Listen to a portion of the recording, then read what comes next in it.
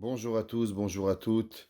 J'espère que vous allez bien et que à la maison c'est pas trop difficile.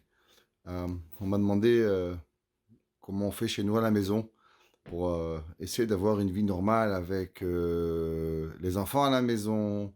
On sort moins, pas d'école, et on se demande est-ce que chacun de nous n'a pas des petits trucs pour pouvoir s'en sortir. Vous savez, dans la Torah, dans le Beth Amikdash, tous les matins et tous les soirs et pratiquement tous les jours, on apportait les mêmes corbanotes exacts. Un korban tamid le matin, un korban tamid l'après-midi, Shabbat un korban moussaf.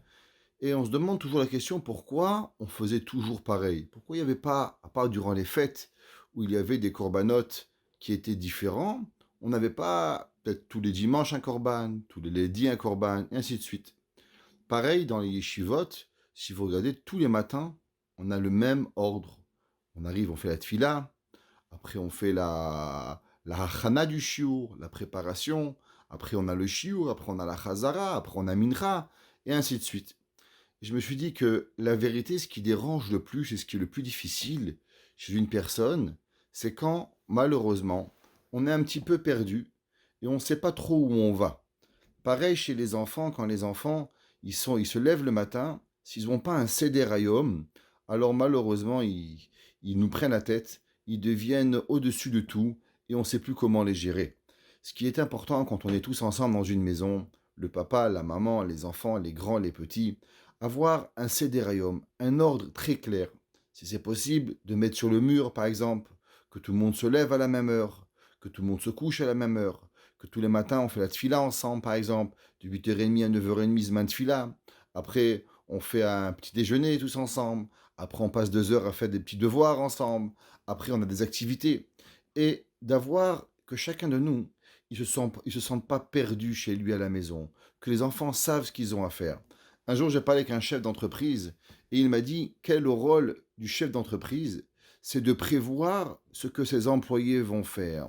Ça veut dire que si les enfants se lèvent et ils ne savent pas ce qu'ils vont faire aujourd'hui, alors la journée pourra être très longue et même destructive. À l'inverse, si le papa et la maman vont prévoir des activités, pas que les enfants prévoient, mais que le papa et la maman vont mettre sur leur table des crayons de couleur, du papier, peut-être pour les plus petits, des jeux de société chez les plus grands, chez les plus grandes personnes, peut-être des listes de personnes à qui appeler pour s'assurer que les grands-parents vont bien. Et si on émet Sader et on crée un certain ordre, alors il est certain que la journée va bien se passer. Chers parents, chère maman, cher papa, un petit conseil.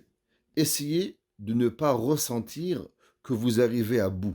Parce que si vous avez ce sentiment d'explosion, alors vos enfants aussi vont être dans ce sentiment qu'ils ne savent plus quoi faire. Ils n'ont plus de repères.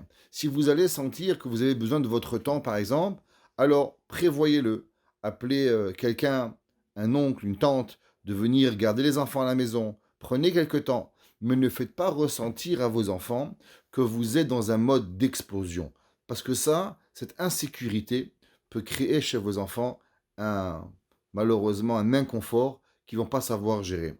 Il arrive, nous, Baruch Hashem, on a l'expérience, tous les Shabbats, un jour sur 7, on est avec notre famille, on est avec nos enfants, et on sait le gérer. Alors apprenons de ce Shabbat, apprenons de ce jour magique, et je suis sûr que si on prévoit quoi faire tous les jours, on l'écrit sur le mur, alors c'est certain que Kadosh Baruch Hu va donner à chaque famille du shalom, du shalva, de la paix, pour pouvoir que on s'en sorte et que bimera biyamenu, on obtienne Mashiach Tzidkenu. Amen.